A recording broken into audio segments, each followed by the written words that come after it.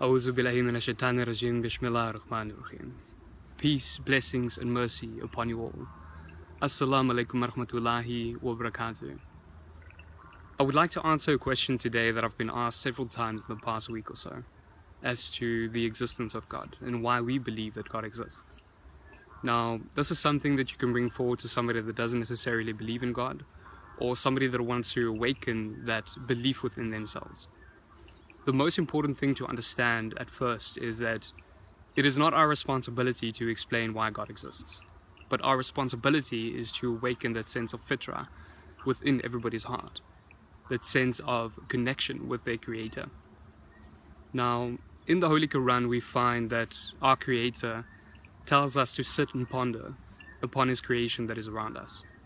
Might it be the birds in the sky, might it be the trees that are around us, might it be the mountains, might it be the ocean. Everything around us inevitably are signs for our creation. Now, the Almighty Creator poses a very interesting prospect within the Quran. In the Holy Quran, chapter 52, verse 35, He places forward the following verse. And He says that, do they believe that they were created from nothing? Or do they perceive that they've created themselves? Or have they constructed the heavens and the earth? They are only but uncertain. Now, what the Creator is proposing here is that there are four possibilities for our creation. The first is that we were created from nothingness. The second is that we created ourselves. The third is that we've constructed the heavens and the earth, or that we were created by something that was already created before it. And the fourth is that we were created by something that is absolutely uncreated. If we think about this logically, and we apply our rationality and our reason, the very first option is impossible, because out of nothingness something cannot exist. You can't just create something while you have nothing to create it from. The second possibility, that we've created ourselves, is irrational, because something that is created in a certain sense cannot create itself without existing prior to. For instance, to give you a rational explanation or a simile in a sense, a mother cannot give birth to herself. It is illogical, it is impossible. The third option is that we were created from something that was itself created.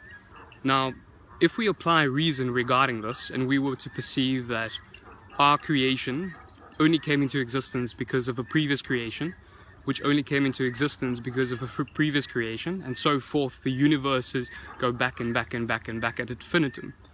If we were to apply a rational understanding to this, just imagine dominoes. If we were to be domino 1, which is our existence, and there were to be a domino 2 before it, which put domino 1 into motion, and so we go back to domino 3, domino 4, domino 5, domino 6, and all the way up to a billion and infinitum.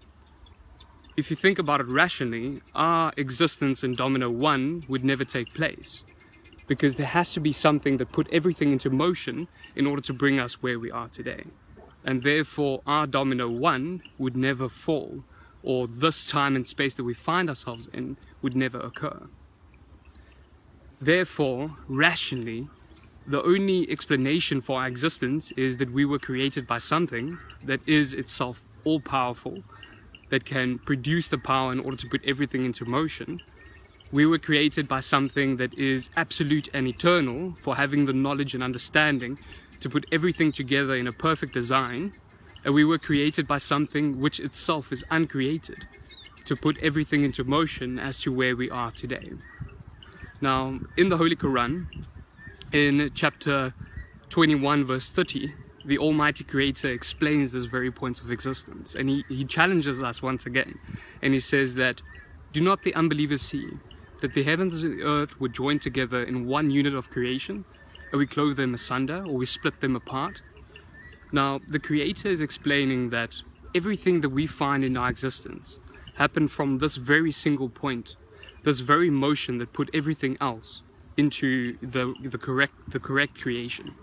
And if we think about this rationally, from these four options, this is the only option that makes sense.